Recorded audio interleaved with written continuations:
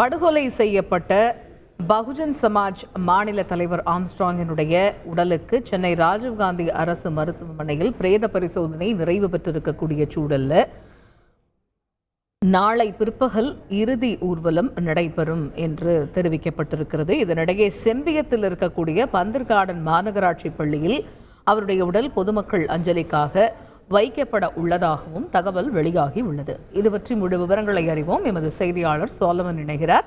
Over to Solomon. தற்பொழுது ராஜீவ்காந்தி அரசு மருத்துவமனையில் பிரேத பரிசோதனை நிறைவு பெற்றிருக்கக்கூடிய சூழல்ல அங்கிருந்து அவருடைய உடல் எப்பொழுது கொண்டு செல்லப்பட இருக்கிறது? அதற்கான ஏற்பாடுகள் தயார் நிலையில் உள்ளதா?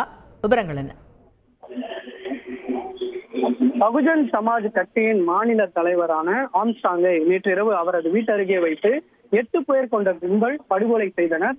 இந்த சம்பவம் தொடர்பாக செம்பியம் காவல்துறையினர் 10 தனிப்படை அமைத்து மொத்தம் 8 நபர்களை கைது செய்துள்ளனர்.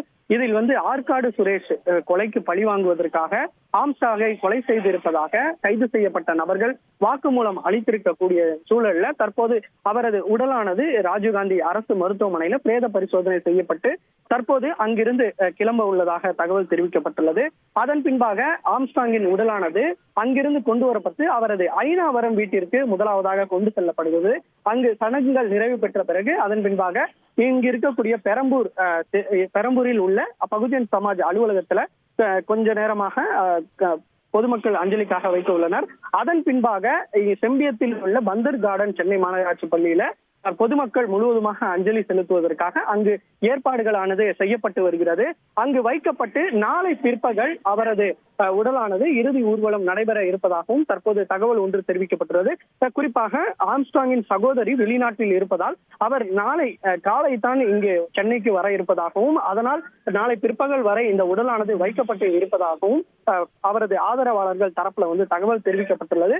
தற்போது பந்தர் கார்டன்ல மாநகராட்சி அதிகாரிகள் எங்கே அவரது உடலை அஞ்சலிக்காக வைக்கலாம் என்பது தொடர்பான பணிகளை மேற்கொண்டு வருகின்றனர். இது மட்டுமின்றி வடக்கு மண்டல கூடுதல் ஆணையர் அஸ்ராகர் மற்றும் போக்குவரத்து கூடுதல் ஆணையர் சுதாகர் ஆகியோர் நேரில் பார்வையிட்டு பொதுமக்கள் எவ்வழியாக வரலாம், கட்சி பிரமுகர்கள் மற்றும் பல அரசியல் கட்சி தலைவர்கள் வர இருப்பதால் அவர்கள் எந்த வழியாக செல்லலாம் என்பது தொடர்பான ஏற்பாடுகளை தற்போது தீவிரமாக மேற்கொண்டு வருகின்றனர்.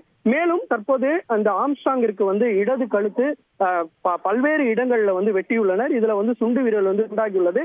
குறிப்பாக இந்த ஆம்ஸ்ட்ராங்கை கவனத்தை திசை திருப்பி பின்புறமாக இருந்து இடது பக்கமாக கழுத்தை நோக்கி வெட்டி இருப்பதும் போலீசாரின் விசாரணையில தெரிய வந்தது. குறிப்பாக கணுக்காலில் முதலாவதாக வெட்டிட்டு அவரை நிலைக்குலைய செய்து பின்னர் மண்டை மற்றும் பல்வேறு இடங்கள்ல இவர் வெட்டி இருப்பதும் தெரிய வந்தது. குறிப்பாக ஆம்ஸ்ட்ராங் குத்து சண்டை போட தெரிந்தவர் என்பதால் அவரை எவ்வாறு வெட்டுவது என திட்டமிட்டு வெட்டி இருப்பதும் போலீசாரின் முதற்கட்ட விசாரணையில் தெரிய வந்து குறிப்பாக அவர் கையில துப்பாக்கி போன்ற ஆயுதங்கள் வைத்திருந்தால் உடனடியாக அவர் மீது நாட்டு வெடிகுண்டை வீசி கொலை செய்ய திட்டமிட்டிருந்ததாகவும் அவர் கையில் எதுவுமே இல்லாததால் கத்தியை வைத்து அவரை வெட்டி கொலை செய்திருப்பதாகவும் கைது செய்யப்பட்ட நபர்கள் வாக்குமூலம் அளித்துள்ளனர். தொடர்ச்சியாக இவர்கள் 8 நபர்களிடமும் தற்போது தீவிரமாக விசாரணையானது நடைபெற்று வருகிறது. அதன் பின்பாக அவரது வீட்டருகே மற்றும் கட்சி என பந்தர் கார்டன் முழுவதுமாக அவரது ஆதரவாளர்கள் குவிந்துள்ளனர்.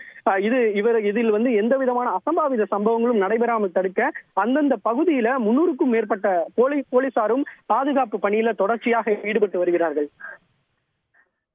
விரிவான விவரங்களுக்கு நன்றி சோலமன். செய்திகளை உடனுக்குடன் தெரிந்து கொள்ள உடனே சப்ஸ்கிரைப் பண்ணுங்க.